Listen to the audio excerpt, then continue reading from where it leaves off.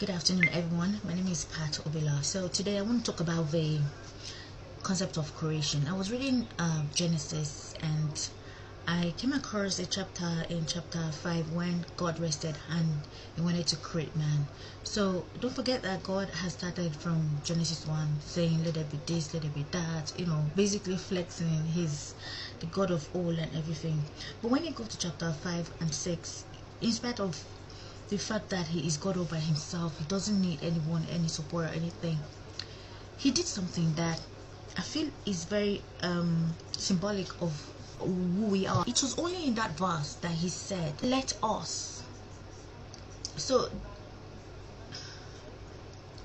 let us, and that for me is a very prophetic thing, because it was only there that God consulted man.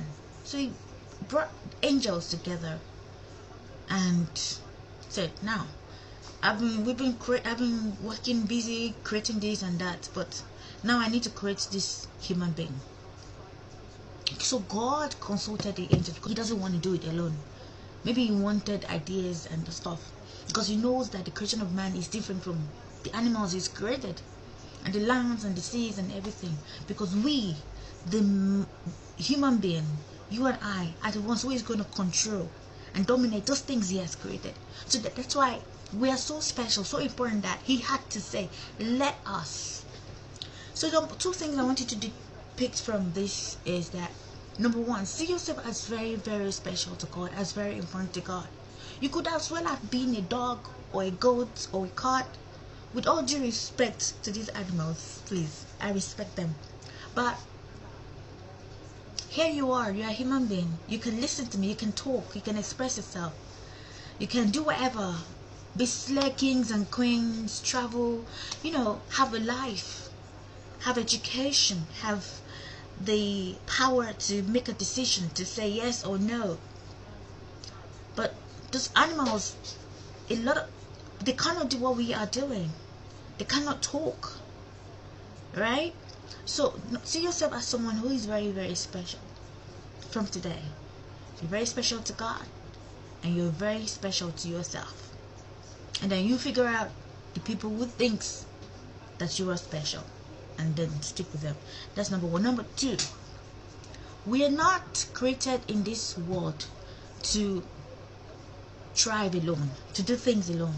Like, yeah, I can do it all by myself. It's a blessing that even if you have money or you have big ideas and everything, it's a blessing that you have people who would come together and say, yes, we are doing this together. Oh, I want to support you in this. So that goes a very long way. So two things I want you to deduce from this, from that verse God said let us, is that you're so important to God that he had to consult angels to create you and I. Number one. Number two, remember that you're not designed to do things on your own.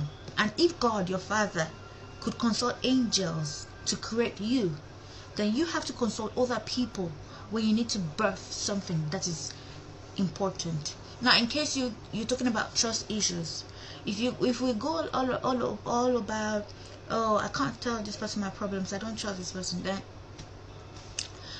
we will not do anything. So at the end of the day, you just have to still trust someone, right?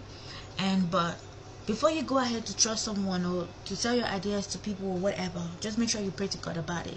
Okay, so the bottom line is, whatever you want to do, always talk to God first. Tell God first. He loves you, he's your Father. He knows why he's created you, and he will not let you down. So that's all I have to say for today. Have a beautiful day. Bye.